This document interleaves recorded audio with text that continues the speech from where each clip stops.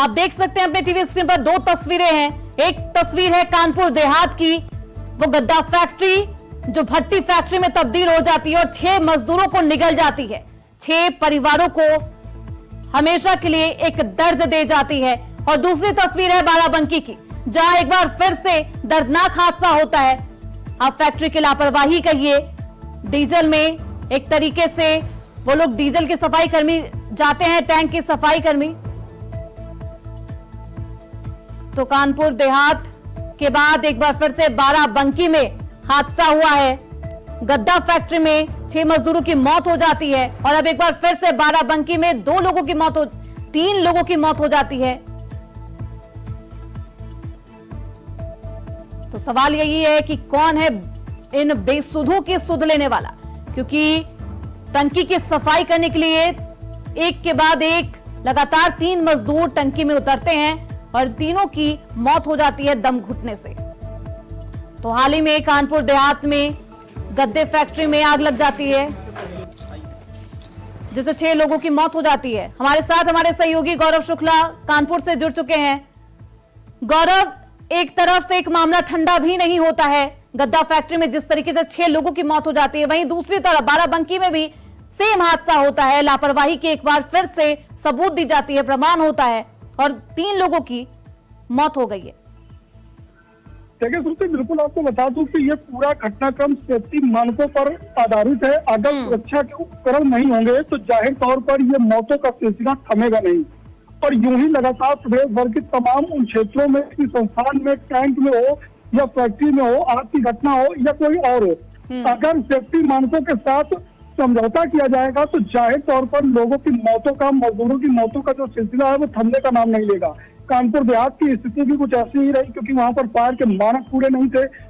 LPG gas का इस्तेमाल किया जाता था, लेकिन सुरक्षा उपकरण नहीं, जिसके चलते 6 मजदूरों ने अपनी जान गंवा दी, 6 परिवारों ने अपने घर का चिराग खो दिया, उस घर में अंधेरा हो गया, किसी का बेटा चला गया, किसी का पिता चला गया, किसी का पति चला गया।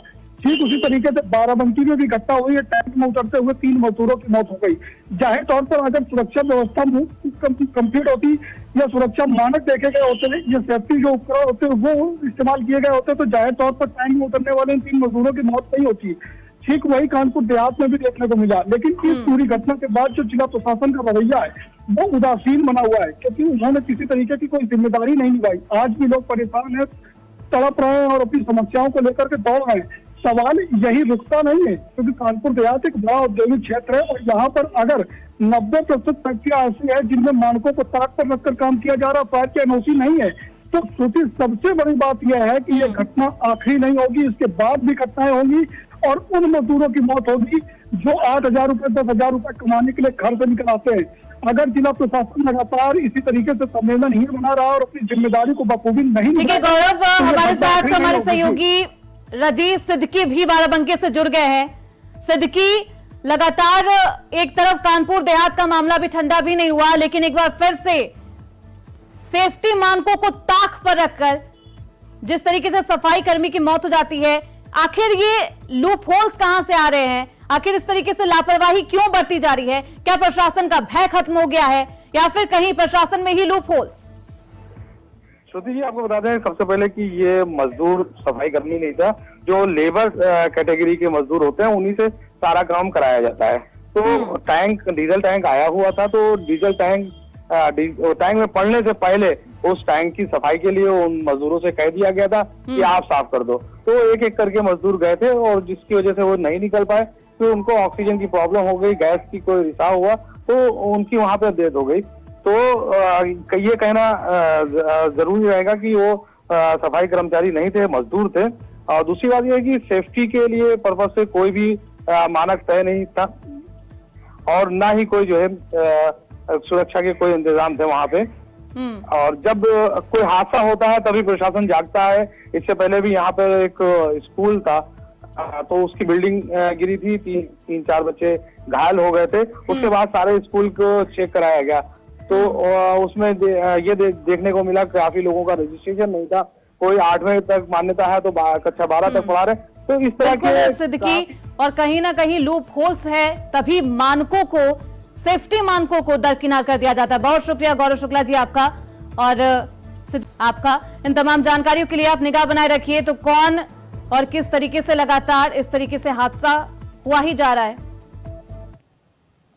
वापस लेने की बात नहीं है। जो घटना के बाद जो चेक आता है सेवाजर के द्वारा, वो चेक कंपनसेशन कमिश्नर के नाम से आता है।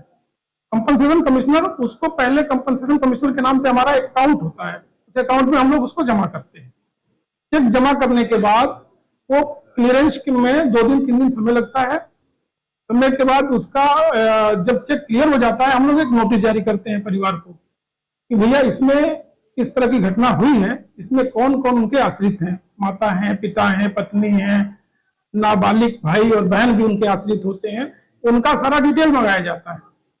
तब डिटेल आ जाता है, उसके बाद उसको वेरिफिकेशन किया जाता है कि जो चीजें उन्होंने आई हैं, हो सकता है कि कई बार जो है कोई गलत आदमी खड़ा हो जाए, इस वजह से उनके सारे वेरिफिकेशन किए जाते हैं। वेरिफिकेशन होने के उपरांत जब ये सेटिस्फाई हो जाता है कि हाँ ये पेमेंट इन्हीं के माता पिता हैं, इन्हीं के गार्जियंस हैं, इन्हीं के आश्रित हैं, तो वो कानून के अनुसार उसका विभाजन करते हुए माता पिता को इतना %, पत्नी है तो इतना %, भाई बहन है तो इतना % करते हुए उसको डिसाइड किया जाता है और फिर उनके नाम से चेक काटा जाता है। वो अकाउंट कंपनसेशन कमिश्नर